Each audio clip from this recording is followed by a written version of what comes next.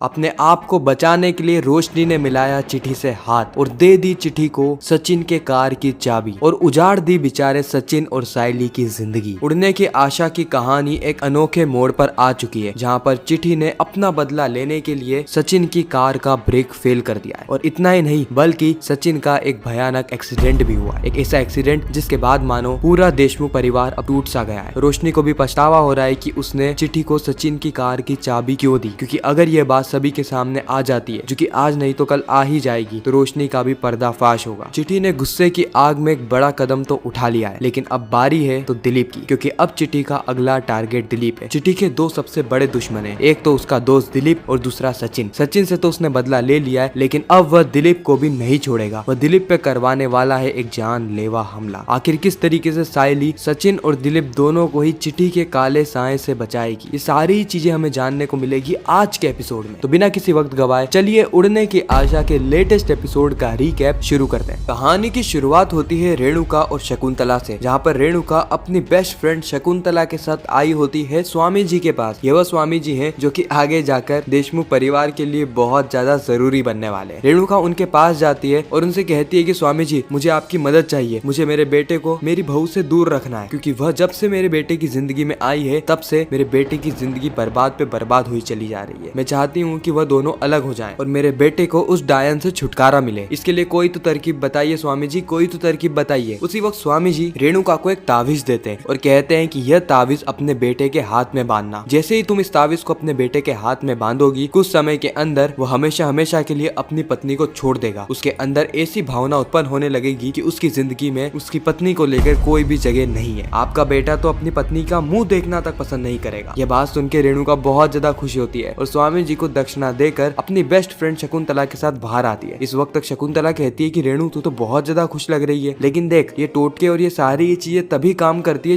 जब ऊपर वाला हमारे साथ हो, लेकिन हम तो गलत काम कर रहे हैं रेणु। रेणुका कहती है कि बस शकु, बस बहुत हो गया, तू हर चीज में टांग क्यों अड़ाती है? तूने मेरी इतनी मदद कर दी ना, बहुत है, अब मैं मेरे घर जाती हूँ, तू तेरे घर जा। इतना कहकर रेणुका ऑटो में बैठकर निकल जाती है। रेणुका के जाने के बाद शकुंतला सीधे कॉल करती है रोशनी को और रोशनी को बता देती है कि यह स्वामी जी ने रेणुका को तरकीब दी है उसको और तेजस को अलग करने के लिए। मतलब कहीं ना कहीं शकुंतला अपनी दोस्त को धोखा दे रही है, लेकिन ये सारी चीजें वह इसलिए कर रही है ताकि तेजस और रेणुका का घर ना टूटे, क्योंकि रेणुका गुस्से में आके ऐसे कदम उठाती ही है। वो परेश और शकुंतला ही है जो कि पूरे घर को अभी तक बचाए हुए हैं। इस और हम रोशनी को देखते हैं जो कि स्वामी जी के पास आ जाती है। रोशनी जी भी स्वामी जी को अपनी सारी समस्या बताती है और उनसे एक तावीज लेती है। स्वामी जी कहते हैं कि इस तावीज को अपने पति के हाथ में बांधने के बाद वो हमेशा हमेशा के लिए अपनी माँ को अपना दुश्मन मान बैठेगा और सारी चीजें तुम्हारे हिसाब से ही होगी, वो कभी भी तुमसे अलग नहीं होगा। ये बात सुन के रोशनी बहुत ज्यादा खुश हो जाती है। अब देखना ये इंटरेस्टिंग होगा कि इन दोनों तावीज में से कौन सा तावीज है जो कि काम करने वाला है, क्या वो रेणुका का होगा या फिर रोशनी का। खैर इस और हम देखते हैं कि रेणुका वह तावीज भगवान के सामने रख देती है, क्योंकि तेजस इस वक्त घर पे नहीं होता है, इसलिए जब भी तेजस आएगा वैसे ही रेणुका उसे वह तावीज पहना देगी। लेकिन गलती से वह तावीज परेश पहन लेता है और जैसे ही रेणुका को पता चलता है, रेणुका भागी भागी परेश के पास जाती है, क्योंकि इस तावीज को जो भी पहनेगा कहीं ना कहीं वह अपनी पत्नी से दूर होता चला जाएगा। और रेणुका ऐसा बिल्कुल भी नहीं चाहती कि परेश उससे दूर हो जाए। रेणुका तो बल्कि यह चाहती है कि तेजस और रोशनी अलग हो जाए, इसलिए वो बार बार परेश को कह रही होती है कि वो तावीज खोल दे। लेकिन सचिन यहाँ पे मना कर रहा होता है। सचिन कहता है कि बाबा की बाई को भगवान का तावीज है, बाबा पहनेंगे तो अच्छा ही होगा ना, तू भला क्यों चाहती है कि बाबा इस तावीज को हटा दे? रेणुका कहती है क्योंकि इसमें मंत्र फूके हुए हैं। सचिन कहता है तो और अच्छी बात है ना कि इसमें मंत्र फूके हुए हैं, मेरे बाबा के ऊपर कोई भी समस्या नहीं आने वाली है। रेणुका कहती है कि गप्पस सचिन गप्पस, तू चुपचाप इधर खड़े रहे। और परेश मैंने तुमसे कहा ना कि तुम इस तावीज को हटा दो, ये तावीज में तेजस के लिए लाई थी ताकि उससे बच्चे हो जाए, और तुमने ये तावीज अपने हाथ में बांध लिया। ये बात सुनकर सचिन कहता है बाबा तू खोल खोल तावीज खोल, फटाफट तावीज खोल, क्योंकि अभी मेरी भाई बनने की नहीं बल्कि बाप बनने की उम्र है। परेश तुरंत उस तावीज को खोल देता है और रेणुका को देता है। और इतना कहने के बाद रेणुका सीधे तावीज लेके चले जाती है तेजस के कमरे में। इस और सचिन का डिटेक्टिव माइंड ऑन हो चुका था, क्योंकि उसे शक होने लगता है कि आखिर बाबा की बाई को खजूर को बच्चा करने के लिए तावीज क्यों लेकर आई, यहाँ पे कुछ तो गोची है। इस और हम चिट्ठी को देखते हैं जो कि जेल से बाहर आ चुका था। चिट्ठी के जितने बंटल लोग होते हैं वो खुशी मना रहे होते हैं, चिट्ठी को माला तक पहनाते हैं, लेकिन चिट्ठी अभी गुस्से में आग बबूला था। चिट्ठी सबको कहता है कि तुम लोगों को शर्म नहीं आ रही, मैं जेल से आया हूँ, जेल से कोई बड़ा काम करके नहीं आया हूँ कि मुझे ये फूल माला पहना रहे हो। और वैसे भी ये फूल माला टैक्सी इनको देखकर मेरा गुस्सा और ज्यादा बढ़ जाता है। उसी वक्त रोशनी का पीए भी वहाँ पर आ जाता है। वो चिट्ठी से कहता है कि चिट्ठी भाई और क्या हाल चाल? चिट्ठी कहता है कि हाल और चाल ये दोनों ही मैं बिगाड़ दूंगा उस सचिन के, मैं छोड़ूंगा नहीं। एक तो दिलीप ने अपनी एग्जाम भी दे दी और सचिन का भी कुछ नहीं हुआ, उसने मुझे जेल की सलाखों के पीछे भेज दिया। इन दोनों को किसी भी कीमत पे मैं नहीं छोड़ने वाला। खैर इन सारी चीजों के बाद रेणुका तेजस को तावीज पहना देती है और कहती है कि तावीज के बारे में किसी को कुछ भी मत कहना। इतना कहने के बाद रेणुका वहाँ से चली जाती है। जैसे ही रेणुका वहाँ से जाती है उसी वक्त वहाँ पे रोशनी आ जाती है। रोशनी भी तेजस को यह तावीज पहनाती है और कहती है कि बाबू यह तावीज मैं तुम्हारे लिए लेकर आई हूँ ताकि तुम्हारा बिजनेस बहुत तरक्की करे, इसलिए तुम इस हाथ में तावीज पहन लो। पहले तो तेजस मना कर रहा होता है लेकिन बाद में रोशनी के फोर्स करने के बाद वह तावीज को पहन ले। इस और सचिन सायली को पूरा किस्सा बताता है कि उसे यहाँ पे शक हो रहा है कि बाबा की बाई को, जो कि कल तक तो ये चाहती थी कि ये रोशनी यानी ये लाली पाउडर और खजूर ये एक दूसरे से अलग हो जाए, वह तो इन दोनों को साथ में सोने तक नहीं देती और अब वह उसके लिए तावीज लेकर आई है ताकि इन्हें बच्चे हो जाए। मुझे हजम नहीं हो रहा है ये बात। सायली कहती कि सचिन तुम बिल्कुल सही कह रहे हो, लेकिन खैर तावीज ही तो है, हमें इतना सोचना नहीं चाहिए। इस और क्या होता है कि गलती से तेजस प्रेस के ऊपर हाथ रख देता है जिससे कि उसका हाथ जल जाता है और वो जोर से चिल्लाता है। अब वो चिल्ला रहा था इसीलिए उसी वक्त रेणुका भी वहाँ पे दौड़ी दौड़ी आ जाती है और रेणुका आते ही रोशनी के ऊपर इल्जाम लगाने लगती है कि सारी चीजें रोशनी के कारण हुई है। रोशनी ने ही जानबूझकर उसके बेटे को नुकसान पहुंचाने की कोशिश करी। लेकिन उसी वक्त तेजस कहता है कि आई तो यहाँ से चले जा। रेणुका यहाँ पे घबराते हुए कहती है कि तेजस तू ये क्या कह रहा है, मैं यहाँ से चली जाऊँ? तेजस कहता है कि एक बार में समझ में नहीं आ रहा क्या आई, तू यहाँ से अभी के अभी चले जा। और तेजस ये बात इतनी जोर से कहता है कि मानो रेणुका की आंखों से आंसू आने लगे। रेणुका वहाँ से भागती हुई सीधे हॉल में चली जाती है। रोशनी इस वक्त खुश हो रही थी क्योंकि उसे ऐसा लग रहा था कि शायद उसकी